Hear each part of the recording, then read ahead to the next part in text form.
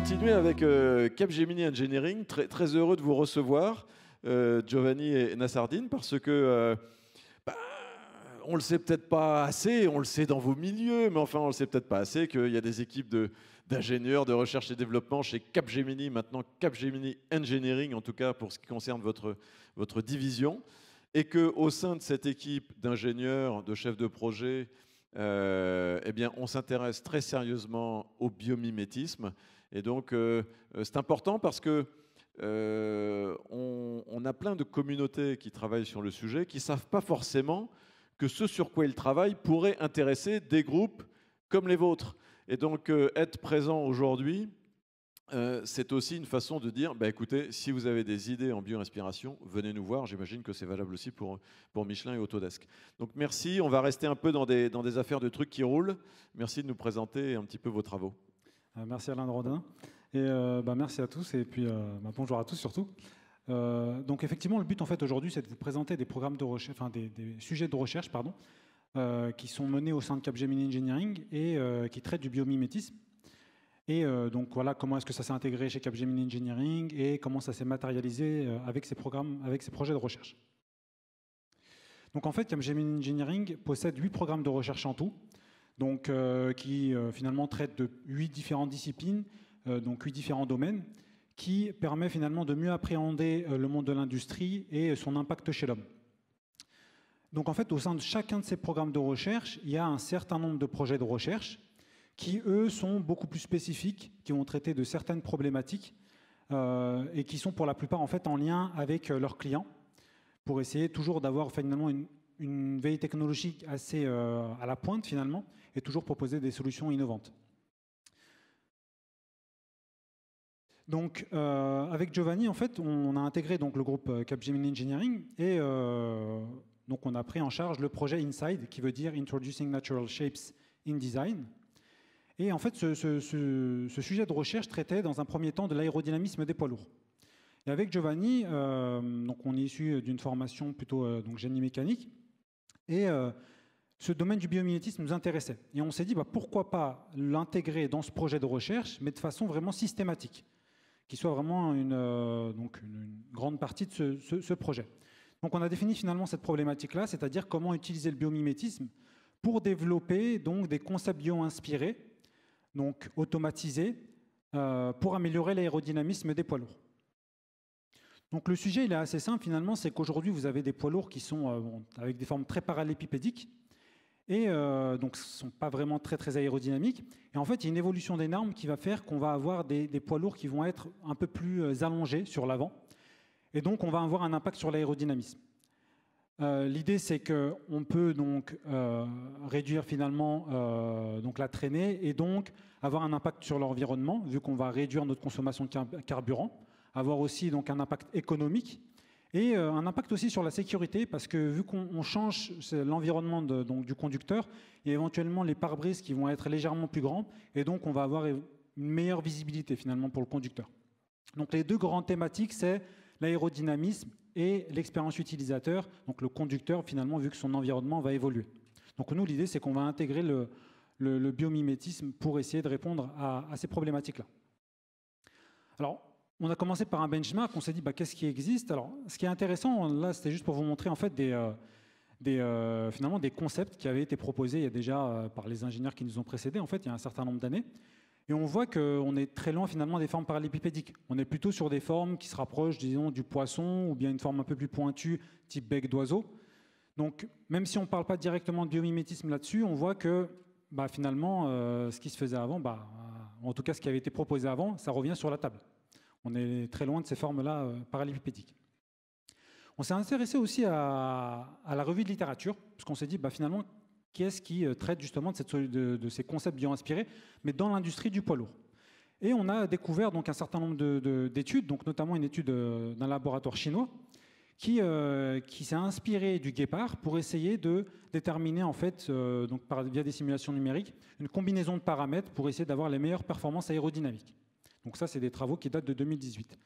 Il y a aussi des travaux assez explicites qui sont, donc là, c'est plutôt d'un laboratoire coréen, qui a traité donc du toit de la cabine, donc le déflecteur de toit, et qui s'est inspiré des lions de mer. Et donc là, c'est plutôt des études expérimentales qui ont montré qu'il y avait un gain au niveau aérodynamisme par rapport à des toits standards. On a aussi un brevet américain donc, qui date de 2019 suite à des travaux de recherche et qui ont fait tout un revêtement de remorque en peau de requin, donc avec des écailles de requin finalement simplifiées. Et la remorque est aussi légèrement modifiée, légèrement bombée pour s'inspirer du poisson-coffre. Donc là aussi avec des gains aérodynamiques. Et enfin, donc là c'est plutôt des travaux côté voiture avec les rétroviseurs en fait. Et là c'est plutôt pour des applications aéroacoustiques. Donc c'est pour éliminer le bruit à certaines fréquences. Donc qui s'inspire des hémisphères de scarabée et donc en fait qui lui permet en fait d'une meilleure pénétration dans le sable, réduire en fait le frottement. Et donc on voit finalement qu'il y a quand même c'est pas anodin finalement. Il y a quand même des gens qui travaillent là-dessus dans les laboratoires, dans le monde, sur ce type de sujet. Pardon.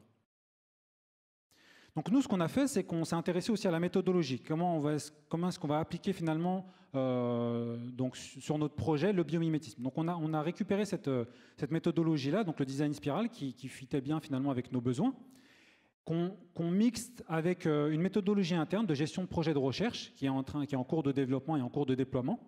Et on a ajouté aussi des phases itératives donc sur la partie abstraction, émulation et évaluation pour essayer finalement de se rapprocher plus facilement vers les solutions bio-inspirées finales pour notre problématique.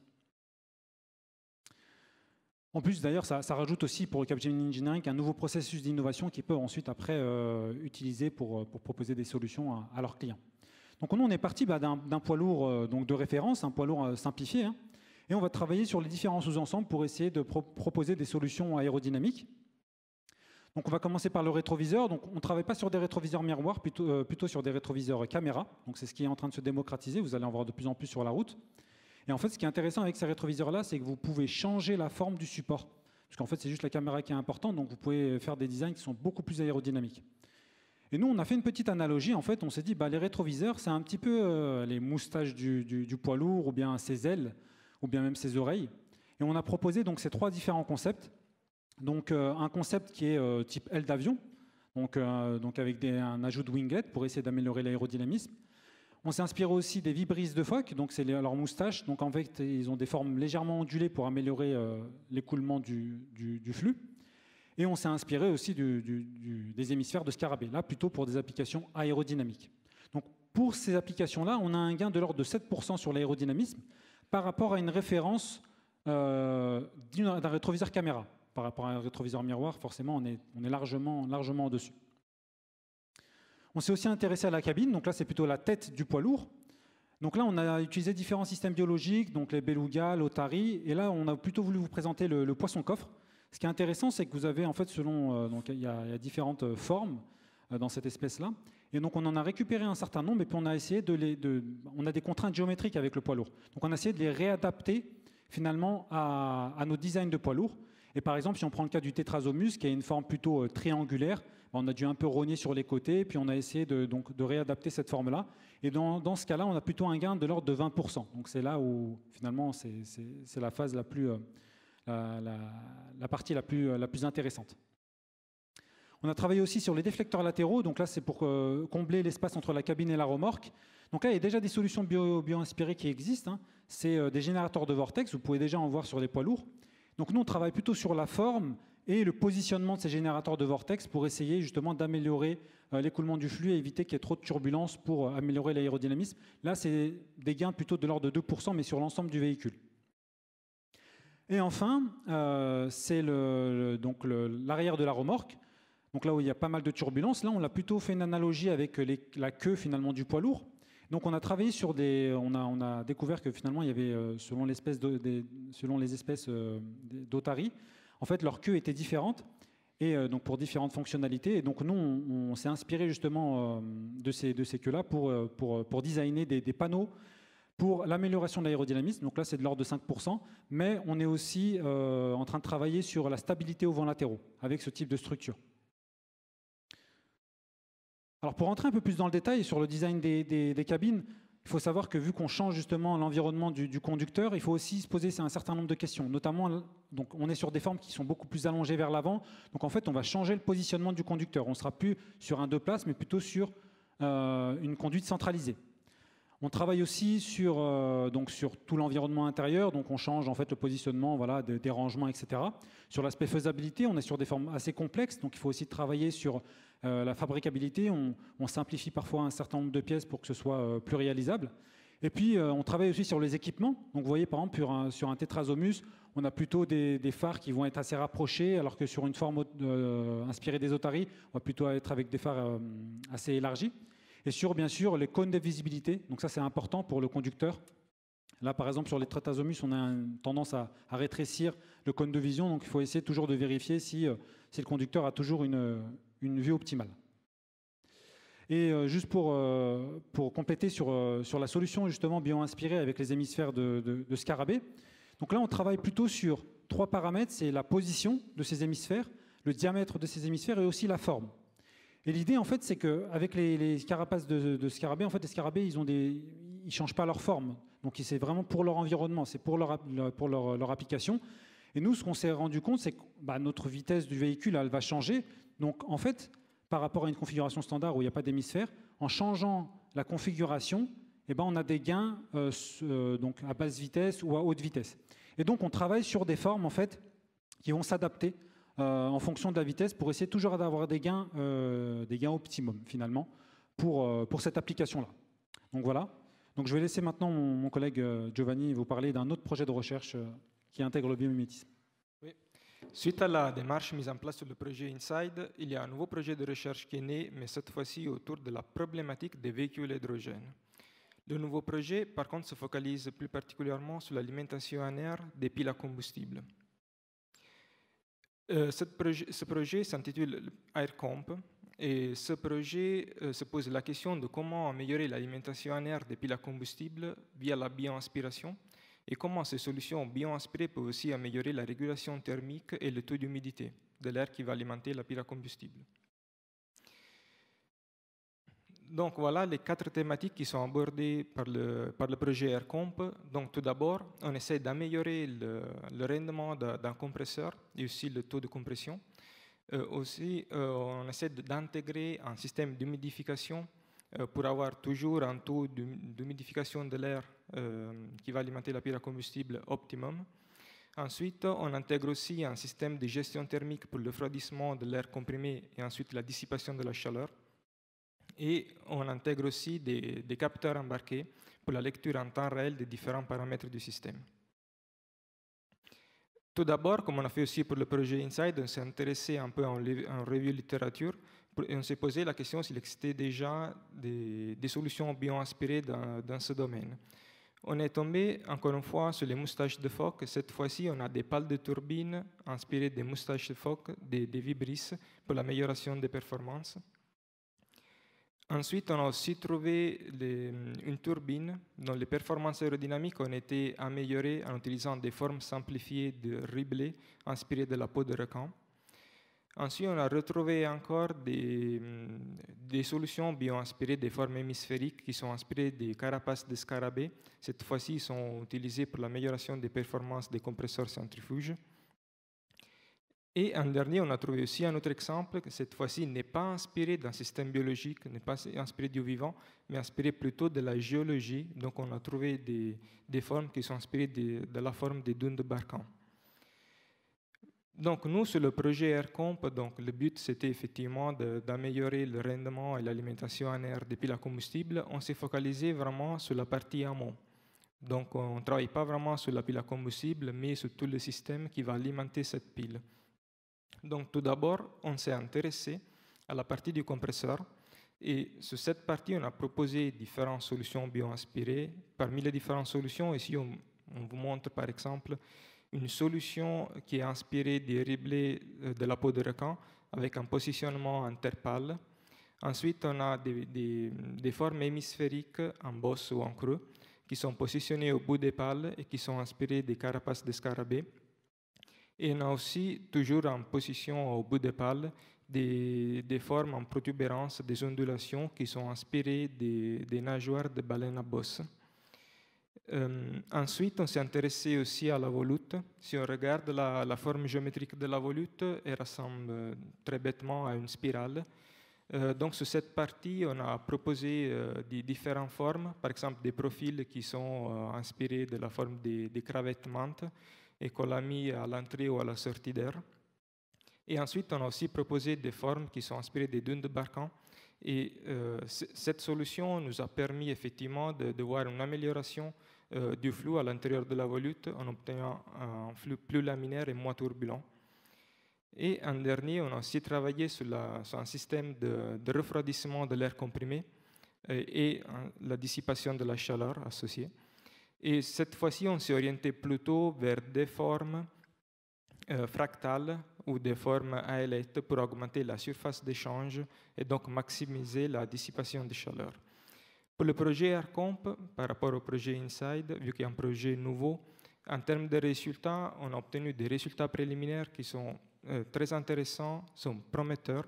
Par contre, la partie d'abstraction et de conception des différentes solutions bioaspirées demande un effort beaucoup plus important, car les conditions de fonctionnement d'une pile à combustible sont des conditions de fonctionnement extrêmes en termes de pression, température et vitesse de rotation, et sont des conditions qu'on ne trouve pas facilement dans les systèmes biologiques et dans le vivant.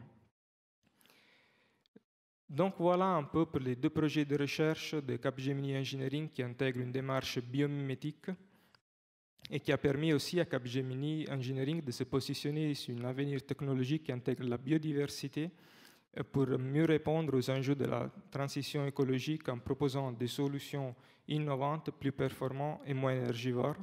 Bien sûr, dans les 8 programmes de recherche, il y a aussi d'autres projets qui traitent le biomimétisme d'une façon plus ou moins systématique pour répondre à des problématiques soit à la fois vastes, mais soit pour répondre à des problèmes très pointus. L'intégration du biomimétisme au sein de Capgemini Engineering a aussi permis aux différents consultants qui sont intervenus sur les projets de recherche d'élargir leur réservoir de connaissances et aussi de développer une vision différente du vivant, des systèmes biologiques, de la nature qui nous entoure. Merci. Merci beaucoup Giovanni et Nassardine pour cet éclairage. Capgemini Engineering. Alors, 3 choses rapidement, puis ensuite je laisse peut-être Eric et Sylvain réagir. C'est que, premièrement, oui, quand on cherche, on trouve plein de trucs sur le biomimétisme, parce qu'il y a plein de gens extraordinaires qui bossent sur le sujet depuis longtemps, et notamment dans des labos de recherche, et des chercheurs académiques, qui souvent sont subjugués par leurs travaux de recherche sur l'observation et la connaissance du vivant, et ne cherchent pas nécessairement à en trouver des applications industrielles. Donc cette connexion, elle est essentielle. Et il y a beaucoup de travaux de recherche sur la bio-inspiration. Nous, on a voulu créer cet événement pour partager aussi tout ça. On publie de la veille continuellement. Mais voilà, il y a beaucoup de contenu sur la bio-inspiration. Deuxièmement, il faut de la méthode, parce que le vivant est un vaste univers. Et en plus, dans ce vaste univers, il y a tous les modèles, hein, parce qu'il ne faut pas croire, il n'y a pas un truc parfait que vous pouvez répliquer dans tous les cas de figure. Et donc, il faut de la méthode. Et troisièmement, j'aime bien, à travers vos exemples, l'idée de la multi-bio-inspiration. C'est-à-dire qu'en fait, il y a plein de petits bénéfices, parfois incrémentaux, pas marginaux, mais et c'est l'ensemble de ces bénéfices qui est aussi intéressant. Il faut parfois de l'innovation de rupture, mais parfois aussi ne pas être obsédé par l'innovation de rupture sur un seul aspect. Qu'est-ce qu'il y a de biomimétique dans ton truc? Maintenant, il y a plein de choses, et c'est aussi une philosophie et une méthode de recherche. Et donc, merci beaucoup pour cet éclairage. Et puis, techniquement parlant, je laisse Eric et Sylvain réagir. Oui, alors moi, je réagirais volontiers. D'abord, je suis impressionné par ta capacité à réunir dans un panel des gens qui sont aussi synergiques, parce que nous, on s'intéresse beaucoup aux traînées. Vous avez évoqué la question des traînées de l'aérodynamisme. Je suis impressionné, Nassardin, par les résultats et les pourcentages d'économies que vous êtes capable d'annoncer. Je ne suis pas certain qu'on n'ait pas à apprendre de vous, justement, sur les impacts qui sont significatifs, d'après ce que je vois. Vous avez travaillé avec des souffleries de constructeurs déjà ou pas? Pour l'instant, c'est essentiellement de la simulation numérique. D'accord. Et donc l'idée, c'est effectivement de passer sur certaines maquettes pour essayer justement de vérifier vraiment l'impact réel parce qu'on sait qu'avec l'ajout d'un certain nombre lorsqu'on après on passe à la vie réelle, il va y avoir forcément un petit gap.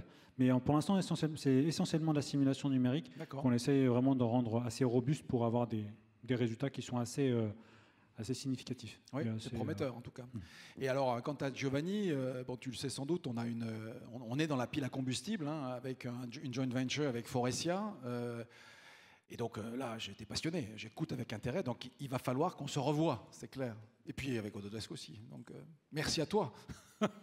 Ben voilà, écoutez, c'est formidable. On voulait vous proposer cet éclairage à travers cette table ronde industrie, design, bio-inspiration. C'est toujours d'abord enthousiasmant de découvrir des personnes, des projets et des approches innovantes. C'est toujours intéressant aussi de voir que tout ça est toujours lié à un objectif de réduction d'impact, d'empreinte. Évidemment, on ne fera jamais assez, mais la vie n'est qu'évolution en permanence et optimisation continue. Donc, c'est toujours intéressant de se rendre compte que toutes les entreprises qui s'intéressent au biomimétisme, et notamment les groupes industriels, le font toujours en corrélant R&D, RSE, impact, politique globale. Et donc, il y a toujours cette volonté d'essayer de rendre vivant ce qu'il peut nous inspirer. Et ce n'est pas juste pour faire plaisir à nos orateurs. Si j'avais envie de dire autre chose, je dirais autre chose. Ce que je peux vous dire, c'est qu'on ne fait pas assez, qu'on ne va pas assez vite. On a un problème de vitesse et de changement d'échelle parce qu'on dégrade trop vite qu'on restaure. Et donc, on a un problème de vitesse et on a un problème d'effet d'échelle parce qu'il y a plein d'innovations bio-inspirées partout, mais qui doivent passer de l'échelle 1 à l'échelle 1000 ou 10 000. Et donc, tant mieux si des occasions comme ça permettent de provoquer des rencontres et de faire accélérer des projets. Oui, Sylvain ? Oui, je crois qu'effectivement, c'est vraiment une question d'état d'esprit. Parce que quand on est dans des processus de développement traditionnels, moi j'ai vu cet après-midi qu'il y avait énormément d'innovations très intéressantes, passionnantes. Et il faut, après, chez nos clients, chez nous, ça se traduise par une modification de la façon dont on conçoit les produits.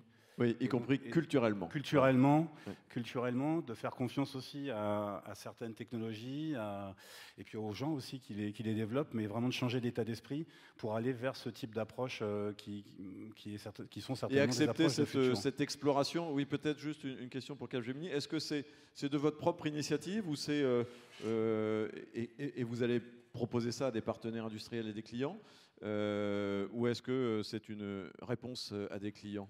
Alors en fait, au départ sur le projet Inside, c'est une initiative, disons, avec Giovanni. On sait qu'il y avait déjà des choses qui se faisaient plus ou moins sur certains programmes, sur certains projets de recherche, chez Capgemini, mais c'était très spécifique à une certaine problématique dans le projet. Nous, on a vraiment voulu l'intégrer de façon personnelle, de façon intégrante sur le projet Inside. Et en fait, après, au fur et à mesure, effectivement, il y a un certain nombre d'industriels qu'on a pu rencontrer. Et on s'est rendu compte que finalement, la démarche, elle est assez intéressante. C'est surtout l'effet rupture, en fait. Parce qu'on a l'impression d'être arrivé à bout d'une certaine innovation et on se dit, voilà, là, maintenant, on va voir autre chose.